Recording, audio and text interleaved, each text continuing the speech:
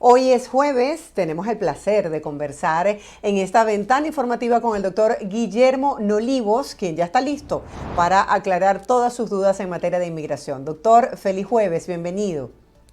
Hola Marjorie, feliz jueves. ¿Cómo están por allá?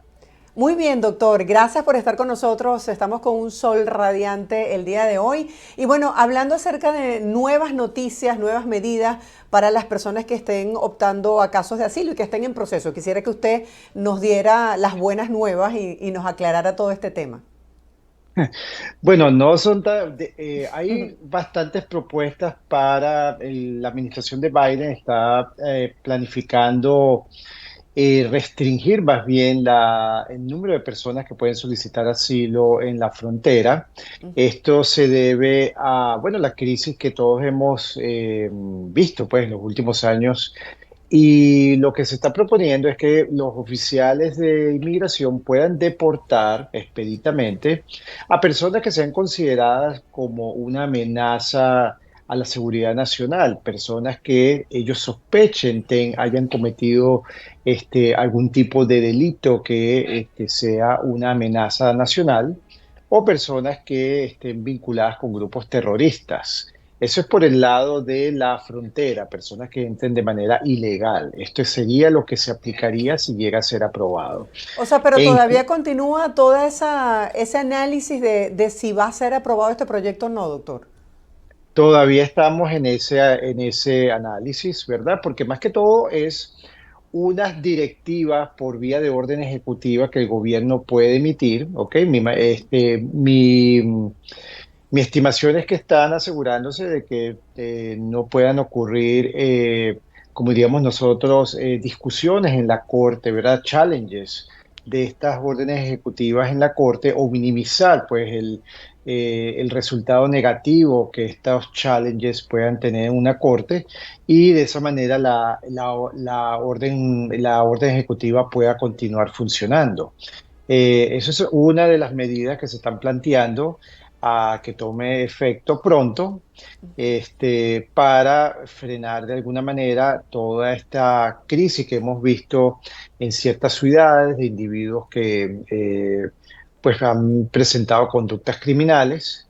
Entonces, probablemente la idea de esta orden ejecutiva es frenar ese tipo de personas que puedan entrar al país. ¿Y usted cree que exista bajo todo este panorama de año electoral y críticas al presidente Biden por su política migratoria, que existen las condiciones para que sea aprobada?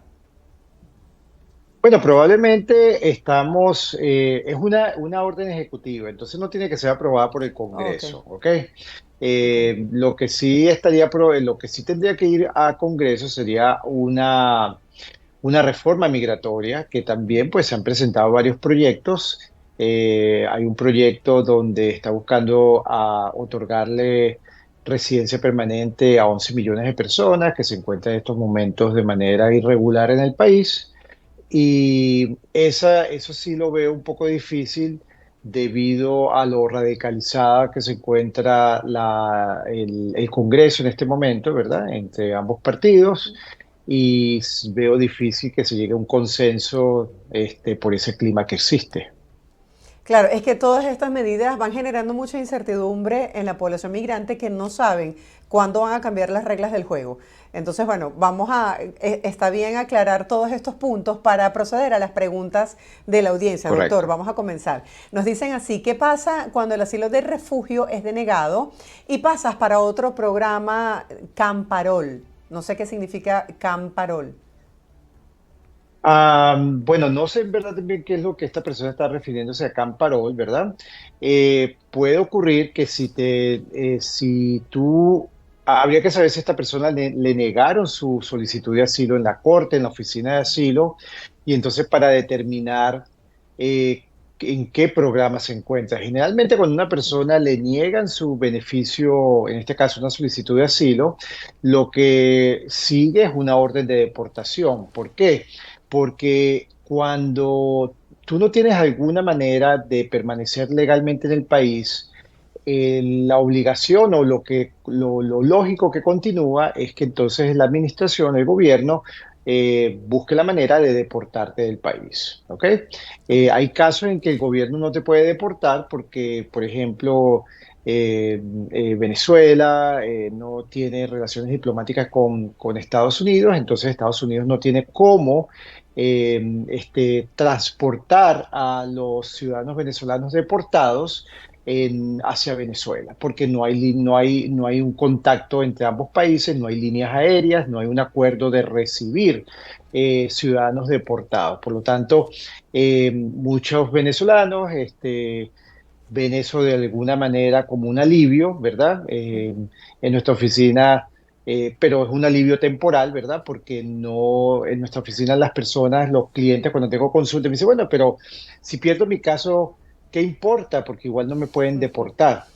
La verdad que es una manera un poco precaria, ¿verdad? De ver la situación, un poco miope, porque el tener una orden de deportación, aunque en este momento no se puede ejecutar, eventualmente el gobierno sí la va a poder ejecutar, ¿verdad? Claro. Y donde quiera que usted esté, lo van a buscar, lo van a agarrar y lo van a sacar del país.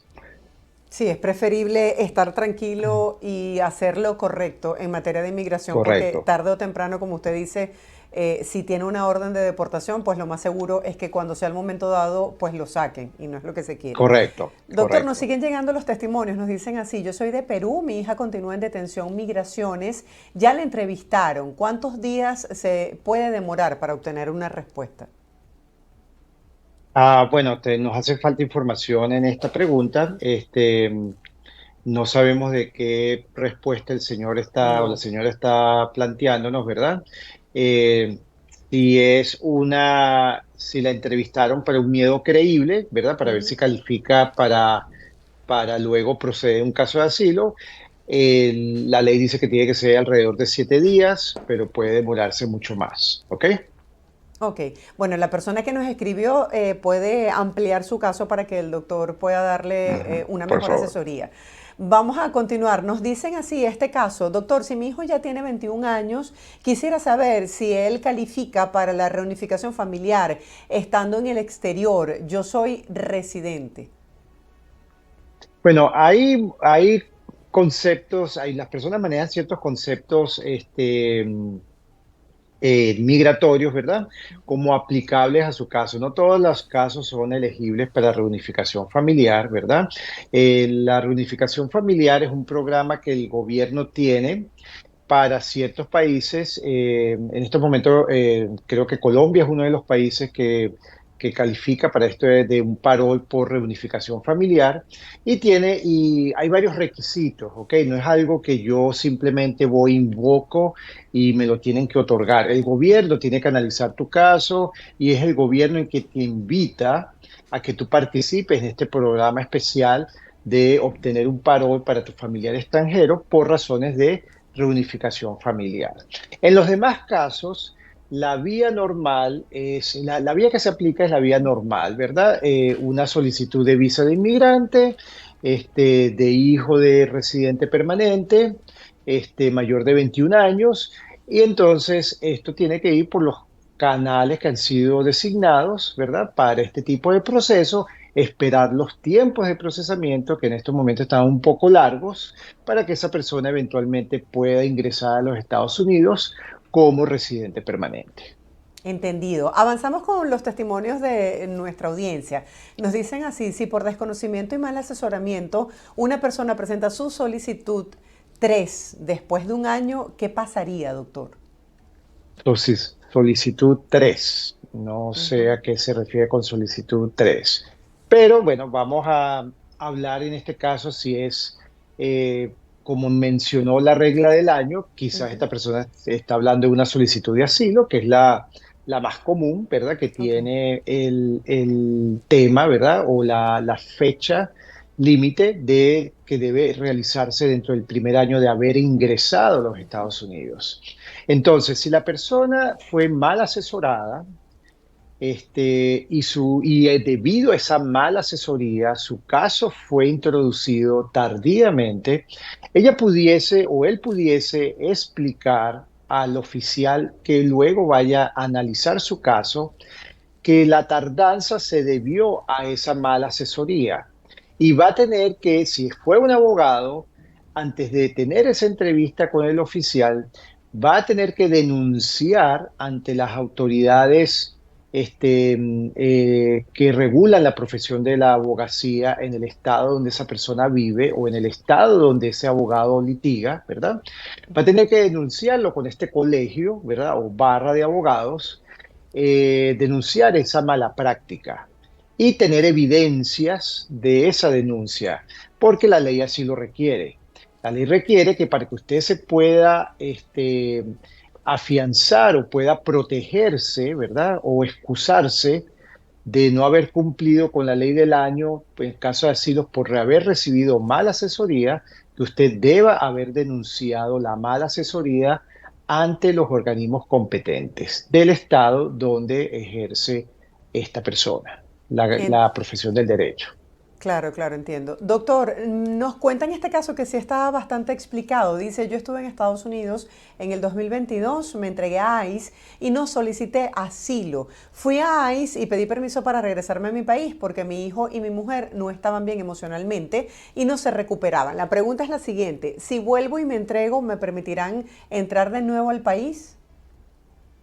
Bueno, es importante que las personas sepan que entrar de manera ilegal no es permitido. Ahora, si usted eh, quiere reingresar a Estados Unidos e intentar solicitar asilo, porque no es simplemente si llego a la frontera me presento y me dejan entrar. O sea, no es que la persona va a poder entrar y seguir realizando su vida aquí como si nada. Eventualmente, si la persona no tiene un auxilio migratorio que le permita quedarse, esa persona va a ser deportada del país. ¿Ok? Entonces, también existen barreras o impedimentos que la persona se le pueda imputar a la persona si intenta entrar nuevamente de manera ilegal, una vez que la persona lo hizo por primera vez y se mantuvo en el país más de un año, ¿ok? De manera ilegal. Entonces, si esa persona intenta entrar nuevamente de manera ilegal, ¿ok? Porque el Ujú. entrar por la frontera y luego entregarse es una entrada ilegal, Ilegal, ¿ok? claro. Entonces esa persona puede estar permanentemente bloqueada o de solicitar cualquier tipo de auxilio migratorio. Doctor, en este caso no especifican la nacionalidad de qué país vienes, pero dice, fui desplazado a causa del conflicto armado. No, no sé si se refiere a Colombia. ¿Puedo Colombia aplicar por probablemente. asilo? Bueno, es muy difícil de poder decir, ¿verdad? Si puede aplicar, claro que sí. Lo que no sabemos es si lo pueda ganar. ¿Y Entonces, qué argumentos o de qué manera pudiese comprobar que fue víctima de todo este proceso del conflicto armado en Colombia para que pueda tener un caso bien sustentado? bueno, como hemos discutido, ¿verdad? Las evidencias en caso de asilo se refieren a testimonios escritos de testigos, ¿verdad? Récords médicos donde se demuestre el maltrato físico que la persona sufrió, récords de tratamiento psicológico por el tratamiento, por el abuso emocional, denuncias policiales, este, mensajes de textos con amenazas, amenazas que haya recibido por vía, por escrita, por email. Todo esto se recopila, ¿verdad? Y se usa como material de apoyo para demostrarle al oficial que lo que ocurrió sí ocurrió. Perfecto. Tengo una amiga muy cercana que también fue víctima de este conflicto y supo sustentar su caso y bueno, fue aprobado. Entonces creo que con un Ujú. buen sustento, como usted siempre lo reitera, la gente puede lograr buenos resultados. Correcto, correcto. Abogado, nos dicen así, yo soy hija de una asilada, ¿podría yo viajar a mi país natal? Buena pregunta. Generalmente los beneficiarios derivados, ¿verdad? De casos de asilo no están sometidos a la regla de que no pueden regresar al país de origen, ¿ok? Es algo que aunque parece extraño, ¿no? Pero sí, como son derivados solamente del caso de asilo del aplicante, del beneficiario principal, entonces por designación o diseño de la ley no tienen ese problema. Sin embargo, pues yo estaría un poco, este, actuaría con cautela, diría yo, ¿ok? En este tipo de casos. Claro, preferible evitar, ¿no, doctor? Correcto, correcto. Nos dicen así, yo he estado esperando mi entrevista de asilo afirmativo desde el año 2019. Ya he renovado 3 permisos de trabajo. Aún no nos llaman. ¿Qué debo hacer, doctor? Lamentablemente no hay una manera de cómo acelerar, ¿verdad? La manera en que lo vaya a el tiempo de espera, pues, para su entrevista de asilo. El gobierno está ahorita usando sus recursos más que todo en trabajar en casos de asilo de personas de Afganistán, ¿ok? Ya que hay bastantes personas que han entrado con parol de ese país debido a la caída del gobierno que Estados Unidos estaba apoyando y el regreso creo que son un grupo talibán, ¿verdad? Creo que son ellos los que regresaron a controlar Afganistán. Entonces, la prioridad ahorita, desde el punto de vista de asilo, es tramitar casos de asilo para personas de Afganistán. Entonces, bueno, esa va a ser la misma respuesta para esta persona que nos dice que lleva 6 años de espera y nunca la han llamado a la primera audiencia de asilo. ¿Qué debe hacer? ¿No se puede acelerar el tiempo de respuesta? Del tiempo para que los llamen, no. Quizás lo que pueden estas personas intentar, ¿verdad? Es enviar un email a la oficina de asilo y decir que ellos están dispuestos a presentarse a una entrevista de asilo, aun si la llaman a último minuto, ¿verdad? Algunas oficinas de asilo tienen una lista, de este tipo de personas, porque si en un último momento algún aplicante cancela, ¿verdad?, su entrevista, entonces ellos pueden llamar a personas de esta lista, para que en el último minuto, pues, se presenten para su entrevista de asilo.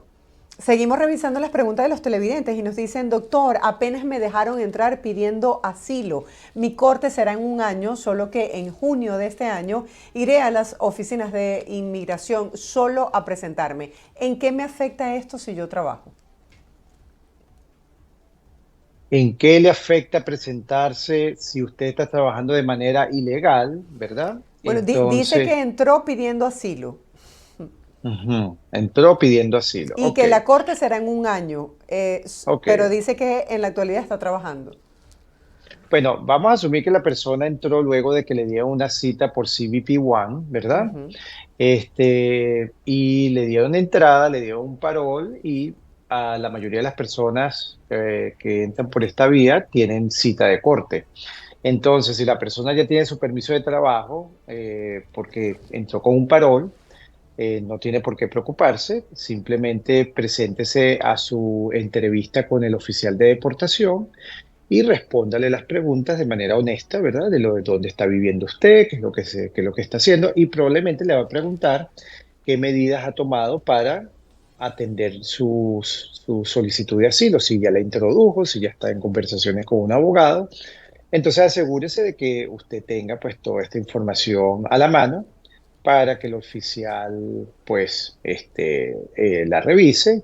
De todas maneras, no hay peligro. Lo importante es que usted no haya cometido ningún delito ni sea una persona que tiene mala conducta, porque lo que puede ocurrir es que el oficial la ponga en detención, ¿verdad? Si se da cuenta de que es una persona que es un peligro, ¿verdad?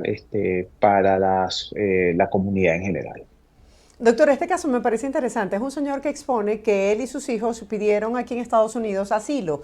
Él quiere saber si por el hecho de que él está en proceso de asilo, esto afectaría que le nieguen la visa de turista a su esposa que quedó en su país de origen, tomando en cuenta que los funcionarios de inmigración puedan pensar que la esposa tiene la intención de quedarse a vivir en este país. Claro, pues una consideración lógica, ¿verdad? Por el oficial consular. Lamentablemente yo no puedo determinar, ¿verdad?, qué es lo que el oficial va a tomar en cuenta, si para una aprobación o negación, o cuál va a ser la decisión de ese oficial de consular, ¿verdad? No puedo decirle, pero si yo fuese un oficial consular y no tengo frente a mí suficientes evidencias que demuestren que mi esposa está afianzada en el país y no tiene intenciones de quedarse acá, yo negaría una visa, obviamente. Pero en esto funciona mucho la suerte, ¿verdad, doctor? Porque hemos visto casos que son irrazonables y lo aprueban y otros que me parece que estaban súper bien y de pronto la niegan. Sí, sí, exacto. Es algo que uno no puede predecir, ¿ok? Mi respuesta es en base a lo que dice la ley, ¿ok? Claro, Lo que claro. se establece. Nos siguen planteando casos diversos. Nos explican, dice mi hijo está detenido por migración. Cruzó para pedir asilo, pero le salió una deportación que tenía hace 15 años. ¿Puede él pedir asilo aunque tenga una deportación? Dice, él trae evidencia que fue torturado. Ok, habría que ver, porque si ya pasaron más de 10 años, pues esa orden de deportación ya queda ya caducado, pues ya ha pasado más del tiempo. Habría que ver si es una orden de deportación por 20 años, entonces dice que esta persona tenía una violación migratoria anteriormente o cometió un delito criminal, una falta criminal seria, ¿ok? Para que entonces esa orden de deportación todavía tenga vigencia. Si tiene una orden de deportación que todavía es ejecutable e ingresa de manera ilegal, probablemente el único auxilio migratorio que él pudiese tener acceso es algo que se llama suspensión de la remoción, ¿ok? Y probablemente pues va a permanecer detenido hasta que el caso pues esté resuelto. Gracias, doctor, por responder a la televidente. Nosotros seguimos compartiendo con usted los casos que nos exponen. La Corte devolvió mi solicitud de asilo a mis abogados. Ya mi abogada me lo entregó, pero noté que no tiene ningún oficio o escrito de la Corte donde haga constar en qué fecha fue cerrado mi caso y la causa por la que lo desestimaron. La pregunta es, ¿eso se devuelve así, sin ningún escrito de la Corte? Am, Cuando uno introduce una solicitud de asilo con la corte no devuelve solicitudes de asilo, ¿ok? Ok. Eso no ocurre, ¿ok? No sé por qué esta persona, el abogado, le está devolviendo una solicitud de asilo, pero eso la corte no devuelve ese tipo de documentación. Cuando el caso es desestimado, lo que usted recibe de la corte es una orden del juez de inmigración en donde declara la desestimación del caso. Eso es todo lo que usted va a recibir de la corte de inmigración. Si su abogado le dio la solicitud de asilo y le dijo que la corte le devolvió la solicitud de asilo, puede ser que la enviaban por correo y la corte la rechazó porque está mal llenada, no, faltó una firma, faltó una foto, ¿ok? Y por eso la devuelve. Sin embargo, los casos, la gran mayoría son digitales, ¿ok? Y Ok. especialmente los casos nuevos. Y una solicitud de asilo, si usted tiene un abogado, no tiene por qué enviarse en papel, se digitaliza y luego se sube al sistema de la corte. Entonces, pues es algo bastante extraño de que su abogado le diga que la corte le retornó su solicitud de asilo. ¿Cómo puedo pedir el cierre administrativo o desestimar mi caso de asilo? Una abogada me dijo, doctor, que eso ya no estaba permitido, pero muchos abogados por redes sociales dicen que sí. Me gustaría que por favor me aclarara. Ajá. Bueno, depende del caso, eso todavía está en vigencia, ¿verdad? Es una de las políticas de esta administración. Para usted pedir pausa administrativa, pues usted lo puede hacer de dos formas. Usted puede hacerlo por vía de una moción directamente al juez, o usted puede ir a donde los abogados del gobierno y ver si ellos están de acuerdo en una moción conjunta solicitando pausa administrativa. Para solicitar la pausa administrativa, usted tiene que explicar por qué quiere esa pausa administrativa. No es simplemente, mire, yo quiero que el caso me lo pongan en pausa y ya, ¿ok? Tiene que haber una razón, tiene que, por ejemplo, estoy esperando, yo creo que me den una pausa administrativa porque resulta que me casé y estoy esperando que nos entrevisten a mi esposo y a mí para una visa de inmigrante, entonces por lo tanto no quiero que mi caso siga avanzando en la corte hasta que se decida eso y luego pues yo pueda solicitar la residencia en corte o por UCIS, como sea. Tiene que tener, o apliqué por TPS, no me lo han aprobado, pero entonces quiero esperar a ver el resultado de esta aplicación, entonces quiero pausa administrativa. Doctor, Eh, sigue adelante. Ujú. Desestimar el caso significaría que el gobierno le dice a la Corte que ya no tiene interés de continuar en la deportación suya. Hay ciertos parámetros que aplica para esto, especialmente cuando fue que a usted le emitieron una citación para ir a la Corte por primera vez. Y si es antes del año 2021, hay probabilidades de que el gobierno acceda a desestimar el caso. Si es después del 2021, va a tener un poco más de complicaciones en que el gobierno pueda acceder a eso.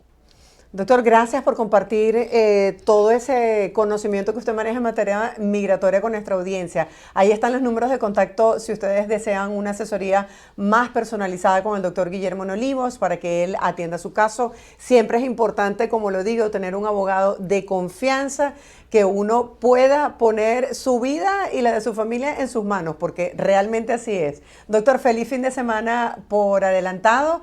Cuídese mucho, seguiremos en contacto analizando lo que sea noticia en materia migratoria. Claro que sí, gracias a todos por las preguntas, gracias a todas las personas que se conectaron. Estaremos presentes nuevamente la semana que viene con información actualizada y listos para responder sus dudas y preguntas en materia migratoria. Feliz fin de semana para ustedes también. Y bueno, estamos conectándonos el miércoles que viene. La próxima semana, si le parece, doctor, tocamos un tema que siempre nos están preguntando por él y tiene que ver con la certificación laboral. Si le parece, Correcto. vamos hablando del paso a paso de cómo la gente puede optar por este proceso migratorio. Me parece genial, así que ya ven, vayan alistando sus preguntas, que con gusto pues vamos aquí a respondérselas y vamos a explicarles en qué consiste este proceso migratorio que te puede llevar a la residencia permanente. Gracias, doctor, porque bueno, sabemos que dentro de su especialidad también está el asesoramiento en esta materia. Muchas personas Correcto, ya están trabajando y tienen su estatus migratorio permanente, regular aquí en los Estados Unidos con esta certificación laboral. Así que estaremos correcto. hablando la próxima semana. Anotado ya en agenda, ustedes ya pueden participar haciendo sus preguntas y nosotros la estaremos compartiendo con el doctor Nolivos la próxima semana. Cuídese mucho, un abrazo. Un abrazo, nos vemos, hasta luego. Era el doctor Guillermo Olivos, abogado de inmigración, compartiendo con nosotros cómo lo hace cada semana.